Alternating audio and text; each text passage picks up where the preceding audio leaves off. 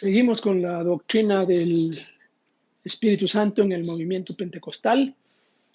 Eh, Hemos hablado de del trasfondo histórico, de las características. Estamos en la primera de esas características que habla del bautismo del Espíritu Santo subsecuente. Y empezamos a ver un poco la historia y un poco la base bíblica que se usa para defender, para exponer esta doctrina. Hablamos de la relación entre Juan 20, 22, cuando Jesús sopló y dice recibid el Espíritu. El movimiento pentecostal interpreta que ahí recibieron el Espíritu y luego en Pentecostés, en Hechos 2, fueron bautizados. Luego vimos Hechos 2:38, donde parece que hay una secuencia de eventos de arrepentimiento, bautismo en agua y luego la recepción del Espíritu Santo. Continuamos con la base bíblica que se ha usado.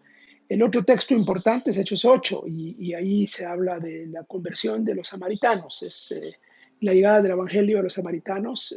Felipe, uno de los 7 diáconos elegidos allá en capítulo 6, es el que llega y hace el trabajo de presentar el Evangelio y de abrir esa puerta. Pero la narración incluye el hecho de que los apóstoles desde Jerusalén envían a Pedro y a Juan allá para ver lo que está pasando, pero también para imponer manos y que los samaritanos recibieran el Espíritu. Y el texto es bastante claro. Dice que los samaritanos no habían recibido.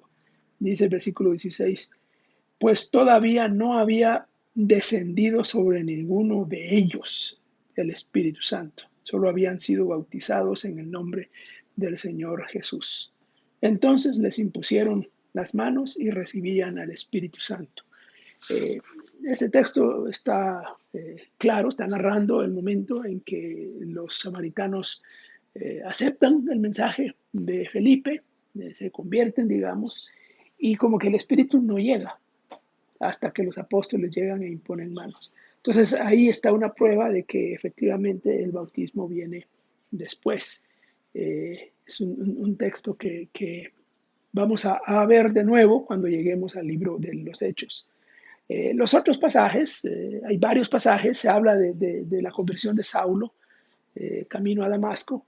Se dice que ahí en el camino a Damasco, Saulo fue convertido y luego en Damasco, cuando llega Ananías, le impone manos, le sana los ojos de la ceguera, allá es bautizado por el Espíritu. Entonces tenemos los dos momentos, según la interpretación así.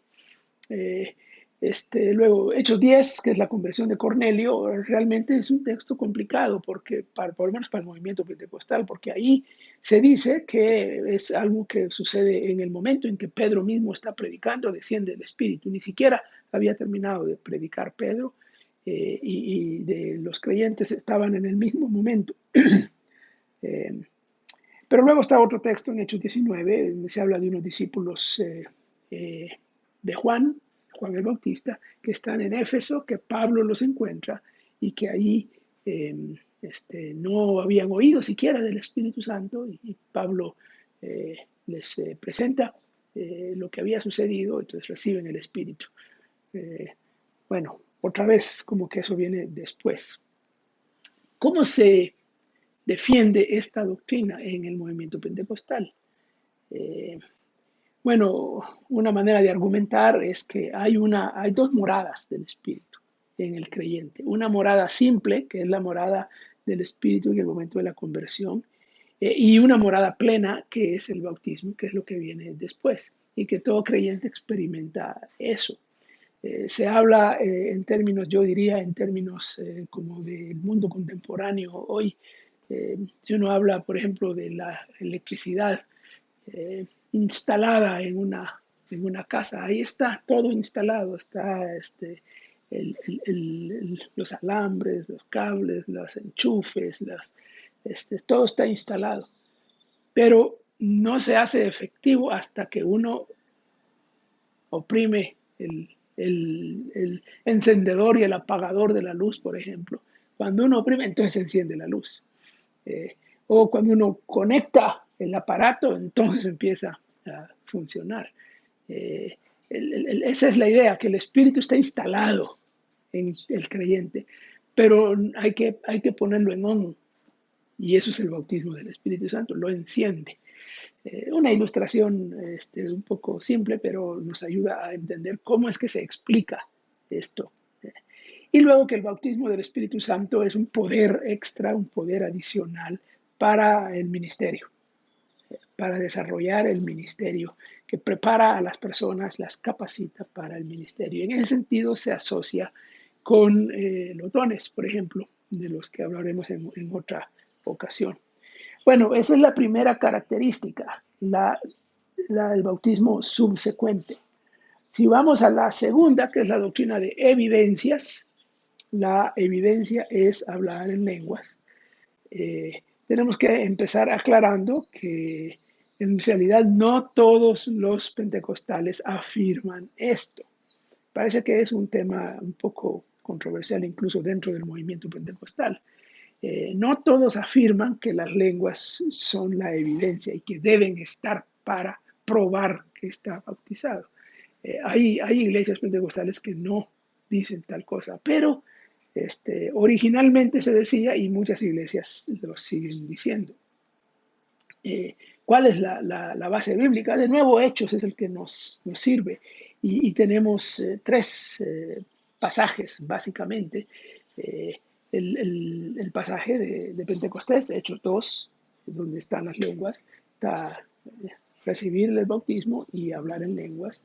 Está el pasaje de Hechos 10 y la conversión de Cornelio. Ahí se dice también que recibieron el Espíritu Santo y comenzaron a hablar en lenguas. Y está el pasaje de Hechos 19, que mencioné hace un ratito, de esos discípulos que Pablo encuentra en Éfeso, que reciben el Espíritu Santo y hablan en lenguas.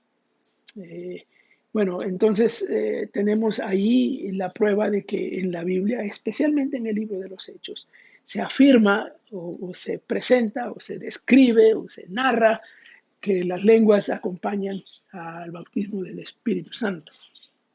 Y la base, ¿cómo se defiende esta doctrina en la práctica? Bueno, la experiencia personal es la que vale aquí. La gente o los creyentes que han experimentado el hablar en lenguas son la prueba. Sí, a mí me pasó. Y si me pasó a mí, es verdad, es cierto. Y también le pasó a fulano, y también le pasó a sultano, y también le pasa a todo el mundo. Entonces, la experiencia personal se convierte en la validación de esta doctrina. Además, todos necesitamos una especie de validación visible de algo interno, y las lenguas son lo visible del bautismo, que es interno. Y la certeza o certidumbre personal. Estoy convencido de que así es, o estamos convencidos de que así es. Bueno, esto da para mucha discusión, no solo planteo la idea y ahí vamos a seguir comentando del asunto. Nos falta una característica todavía y por aquí vamos a dejar esta en este video.